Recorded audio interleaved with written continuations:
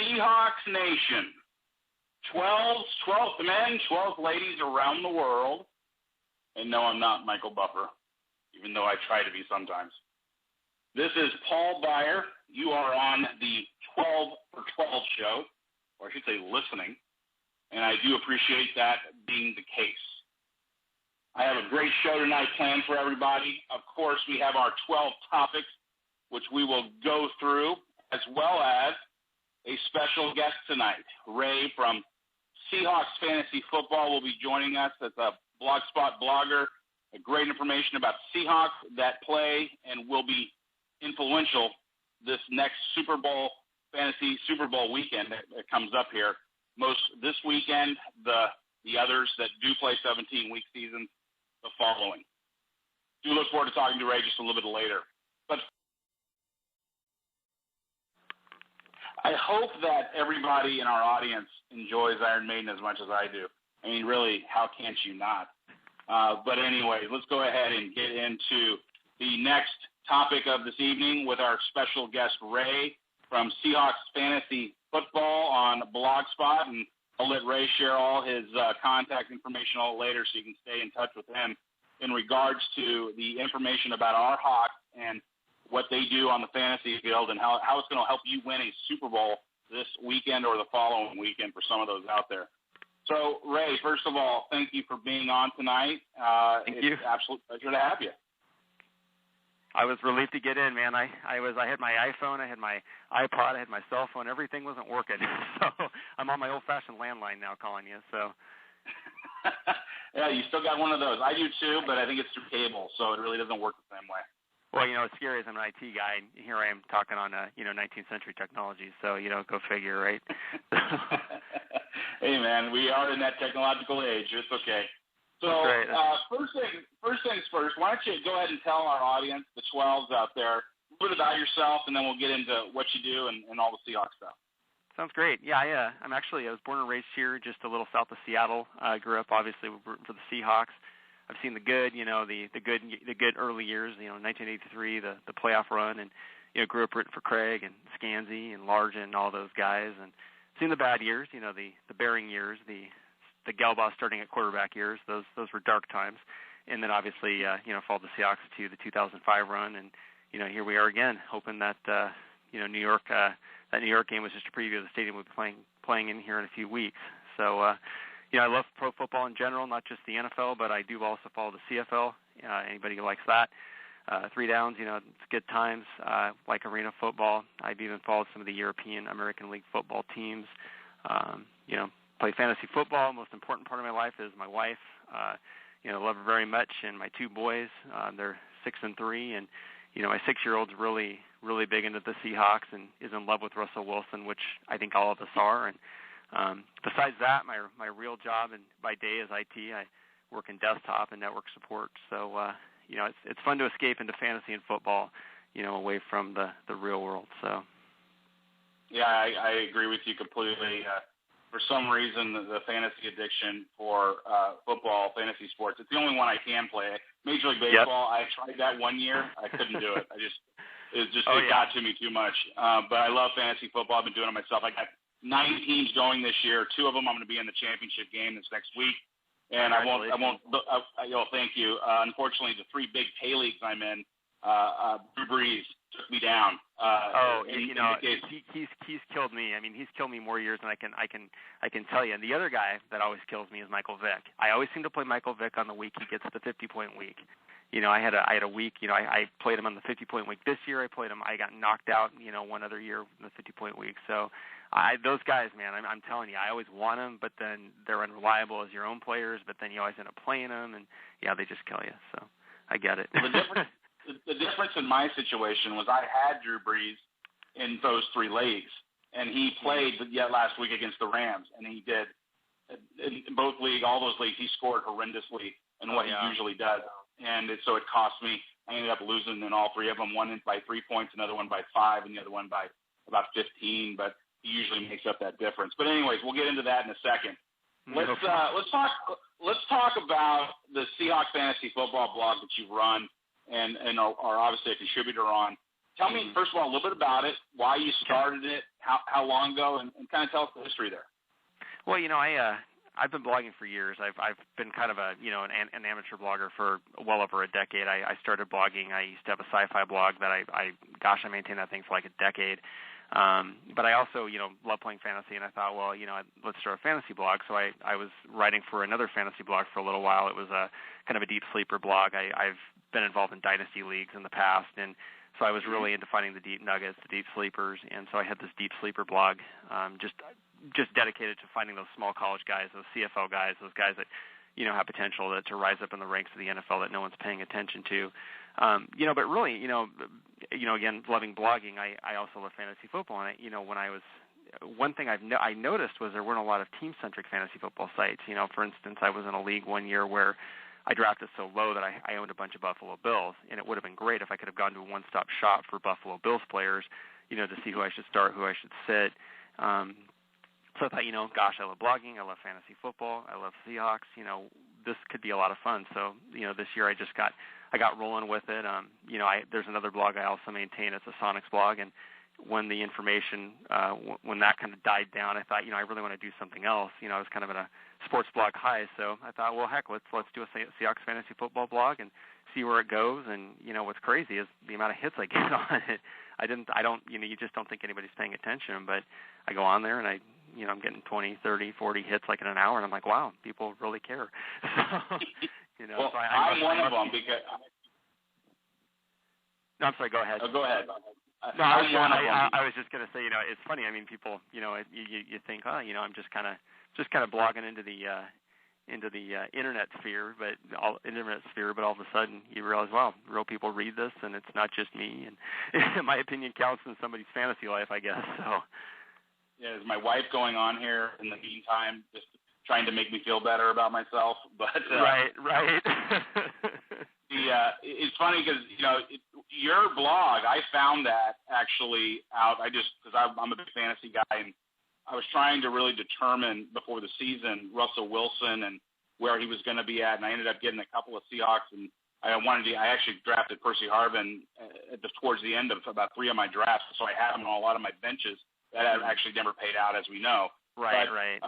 I found your blog, and that's one of the ways it led me to you for tonight, especially. I just was like, God, I love this. So I check it every week. I've had Russell Wilson, and I've actually, even though I love Russell, I've taken him out of the lineup a few times, and it's worked out pretty well. So, thanks a lot for following. So.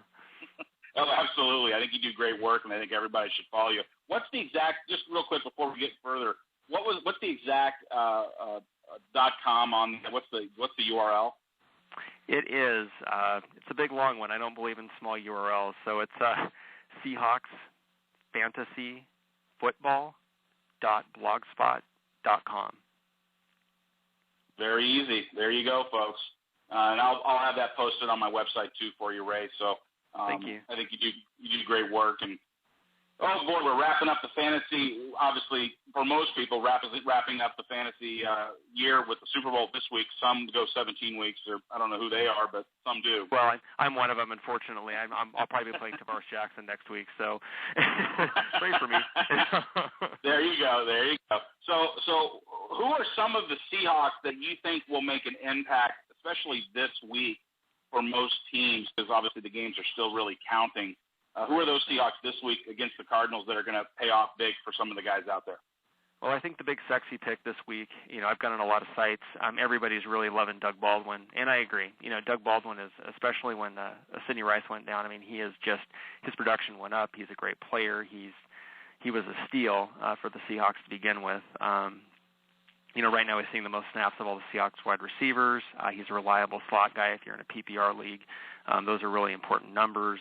But the big key this week is that Golden Tate will most likely be seeing the Patrick Peterson treatment. And, that's, with that said, that's going to leave Baldwin and a few others in single coverage with linebackers and with other safeties. And I think Doug Baldwin's really going to feed off of that. And I think the other thing that's really got Baldwin motivated was that there was a USA Today article that came out, I think it was, last week, and it was you know what I'm talking about, the article that was saying that Seattle doesn't have a good receiving core and that's going to keep them from the Super Bowl. And it's that whole worth, as Matt Hasselbeck, said, we're South Alaska. Nobody cares about us. And I think that, Seattle plays with a chip on its shoulder, and I think until we win the Super Bowl, we're always going to be South Alaska. And so I think that, I think Baldwin's got something to prove, So, and I think Gore's statement even that they're still the big dogs and the rest, we're the little brothers. I think that kind of stuff feeds Seattle, So I see Baldwin as the guy that's going to really break out this week. Marshawn Lynch, I stated last week on my blog that, I really think Seattle's going to try to rely more on Marshawn Lynch.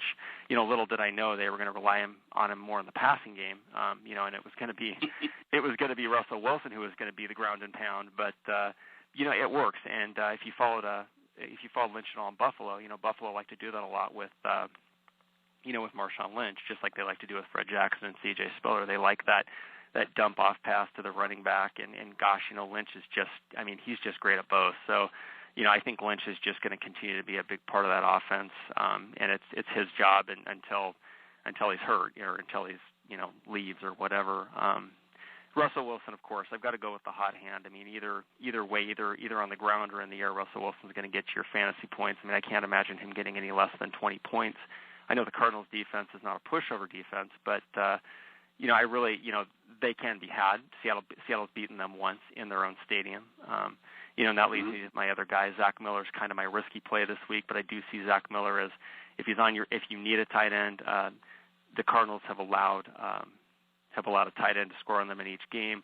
I think that's going to be Zach Miller again this week. He scored on them in Week 7. He scored a touchdown. He only got 40 yards, but that touchdown number is important, especially if you're in a standard league. So those are my guys. If you're playing IDP, I'll throw out 3 other names. Richard Sherman, he's going to be covering Fitz all day. And the one thing we know about Carson Palmer is that Carson Palmer is more of a statue. Carson Palmer can throw an interception or two, and I think that Sherman will at least get a pick or two in this game. Earl Thomas should play lights out, and then Bobby Wagner I think will be up through the line a lot, putting Carson Palmer on the ground this week. So those are the guys that I'm looking at for the Seahawks to have big weeks. I love Chris Clemens. He's another guy that I every week I say, Chris Clemens is going to have a breakout week, but I think I'm letting that ship sail at least for the rest of this season. His numbers have been abysmal. I keep playing him, and he keeps getting zeros or .4s or but I just think Seattle is so deep in those positions now that I don't think Chris Clemens has to be completely relied on. So, that would be a guy that I always say play, but that might be a guy I might say sit this week. So. Yeah, I think they're spending a lot more time, offensive lines, on knowing where Clemens is. He's our best pure pass rusher, I think. Right. But Averill has been getting the bigger number very quietly, really. It's just kind of added up. He's got the 8 sacks this year already, but then you've got Bennett just being a man-child all over the place. And he is playing that 1-year prove-it contract like nobody's business. That guy, when they brought him in, I couldn't believe Seattle got him, and I thought, man, if that guy is remotely healthy, holy crap, between him and Averill and Clemens, that's just not fair. Yeah. So. Yeah, you add in Clinton McDonald and how he's played. I know. And Brandon Mebane, the inside, the interior, and then just Red Bryant holding it down. And it's right. It's not necessarily good, and it kind of talks about the Seahawks in general. We're not necessarily the greatest scoring fantasy team, but they just do the job as a team. Right. Well, and that's just it. You can have, let's take anyways, I'm sorry. I was going to go on to the top, but no. I want you to expand on that. Go ahead. Well, all I was going to say is, great teams don't make great fantasy teams. That's all I was going to say. So, Yes. And I'd rather be good here as a Seahawks fan than as a fantasy team. I think we're balancing it as best we can. Right. Who are some of the other players in the league that you see? Obviously, the fantasy universe out there. Right. Who are some of the other key players with matchups this week that you think would be beneficial in starting this week?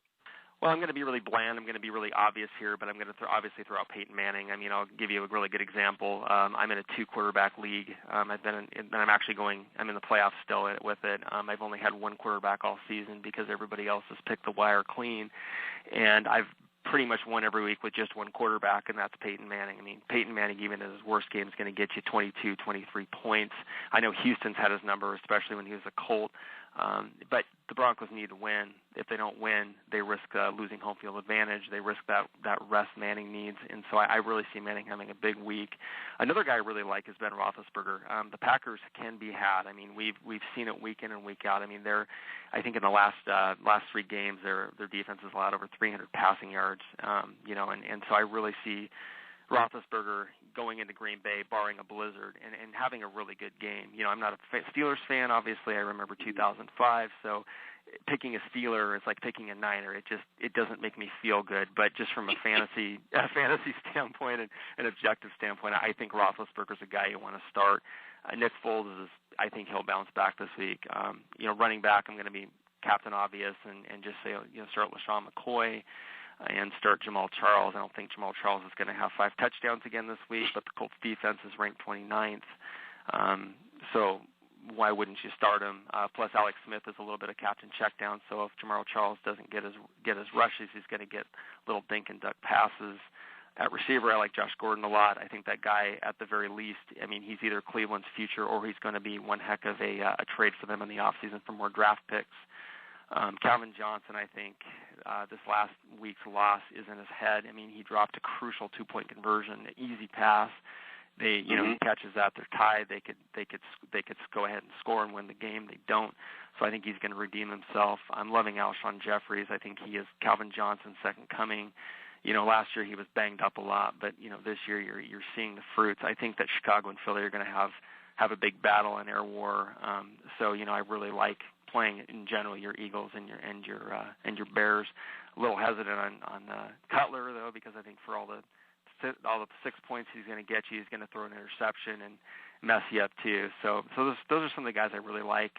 Tight end, I'm not real high on anybody, but I guess if I were to start a tight end or recommend somebody, again, as much as I hate it, I'm going to recommend Vernon Davis. Hate the Niners, but he's a good play against Atlanta. What you have to worry about with him is Crabtree siphoning off some of those pass receptions. And I'll just throw some waiver wire guys out. If you're desperate, if you have Aaron Rodgers injured and you're waiting for him to come back and you've been playing, I don't know, Ryan Fitzpatrick, some guys that might be out in your waiver wire, highly doubtful, but some people are in really shallow leagues. Kirk Cousins is exciting for everybody. He's right now auditioning for 31 other teams for a job next year, or even maybe trying to prove that he should be the RG3 replacement. Because nobody knows what's going on with RG3. So I like him. Ryan Tannehill. He's averaging 20 points a game in his last 3 games. He's playing a good Bills defense, but a defense that's definitely giving up a lot of passing touchdowns. Jordan Todman's another guy. This is a guy I had in my dynasty league for the last 3 years. He went to the Chargers and went to the Vikings. Now he's in Jacksonville. And the only knock on this guy is he came from a small school. People were afraid he was going to be another Connecticut Donald Brown. But he's proving that he is the guy. He can get it done. So I like him a lot. Dennis Pitta's back. I kind of look at Pitta as the law-abiding version of Aaron Hernandez. And he's really Flacco's safety valve, and I mean he's essentially a supersized slot receiver. New England's allowed 4 tight end touchdowns in the last 5 games, so I think he's good for a score this week. This is a guy that I don't think is so deep. I think a lot of people have already caught on to him, but Keenan Allen in San Diego versus Oakland. San Diego's desperately trying to get into the playoffs. They may not make it, but they're still alive. They like Rivers loves chucking the ball. Keenan Allen has seemed to gain his trust. He's going to him a lot. He's kind of leaped over everybody else that's been there. So he's a guy. He's a guy I picked up about 3 weeks ago. He was just sitting out there, and I'm like, well, I'm going to pick this guy up.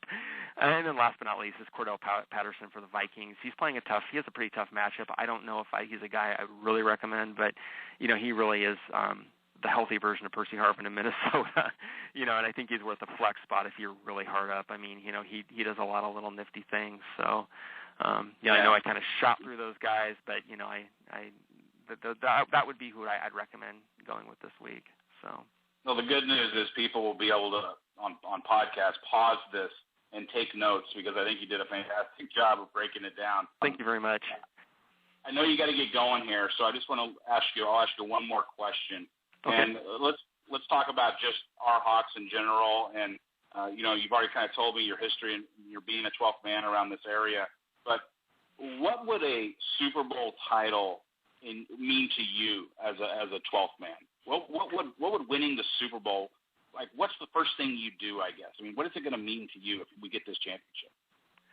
Well, this is going to sound corny, but I really feel like this would be redemption for Seattle. I sat in a room of people in 2005 watching that Super Bowl, and I couldn't believe the calls in that game. I mean, that was just, it was frustrating. It was angering. I felt like the national media was basically railroading us anyways. And to watch that game, I mean, I'm not saying Seattle would have won the game, but there were a lot of things that affected Seattle's play and those refs. I mean, it was frustrating. I think we all know how frustrating this was. So I think a Super Bowl victory for us here in Seattle would really feel like a piece of redemption for what happened in 2005. For as far as from a national media perspective, I do think it would bring Seattle a little more respect. And just kind of in a personal standpoint, I think I would love for my 6-year-old son to see the Seahawks win the Super Bowl. He loves the Seahawks. He loves Russell Wilson, and I know it would mean a lot to him just to have a Super Bowl team. And I remember barely, but I do remember when the Sonics won the NBA championship, and I remember thinking, wow, we have a team that won. They're the best team in basketball, and for him, it would be neat at such a young age to go, wow, we have a really good team, and they won the Super Bowl, and just would mean a lot for me to watch that with him. Just so I think all those things, just in general, just from my personal standpoint, from a national standpoint, and from a just a standpoint of what happened to us in 2005, I just think it would mean a lot to us, and again with the one championship team we've had in this area in modern history is no longer here, and I think this would really mean a lot to Seattle, and I don't know if the Mariners are going to be contending anytime soon. So, I really think this is our really good shot at having something really special. So, I think you hit it right on the head. I mean, we're desperate for a title, and I hate comparing, the whole, like the Storm. Well, the Storm won a title. I understand it's great. I'm happy for them. Right. But it just doesn't mean the same thing for some of us big time football fans. And absolutely. And the fact that we lost the Sonics, it was like our heart being torn out and then shown to us in our face and then squashed by good old Clay there. But and hopefully we get this done. Just this Chris Hansen thing, I'm so thankful we have a guy like that out there trying to get a team back here. And when it happens, it happens. But right. That's all we can say. But you're right. The Seahawks, it can stick it to the national media for all the junk they've given us over the years, and that's right. They had not given us respect-wise. And then also stick it to those the Steelers, as you said. There's two teams I hate: the Steelers and the Niners. And specifically because of the division, and it's specifically because of that 2005 Super Bowl. I really didn't care about the Steelers until then, but we got railroaded. But hey, we can get off on a tangent very easily talking about that. Absolutely. Believe me, anybody that talks to you that tells you about me, I will go on for about an hour about that. Well, Ray, I know you only had limited time tonight, so I want to thank you first of all for taking it, and I really appreciate all the information.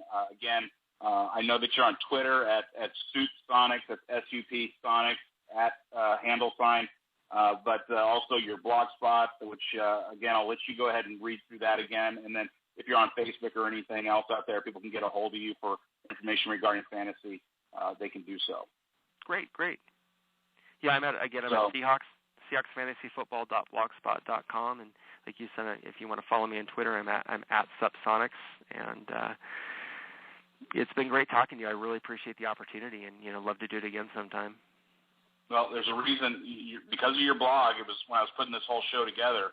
It was I said, I got to have a fantasy segment, and I do a fantasy segment. It's always my last one of the night, and I'll be a little quicker tonight because we obviously did so much this evening talking with you. But I do appreciate it, Ray, and let's just go get this championship, all right? Go Hawks, Amen. Ray. Go Hawks. All right, buddy. You have a good night, and we're going to take a quick break here. Come back, get through the rest of the topics this evening on the 12 for 12 show. Again, this is Paul Byer, and that was my guest, Ray. Thanks again, and I'll be talking to you in just a few seconds.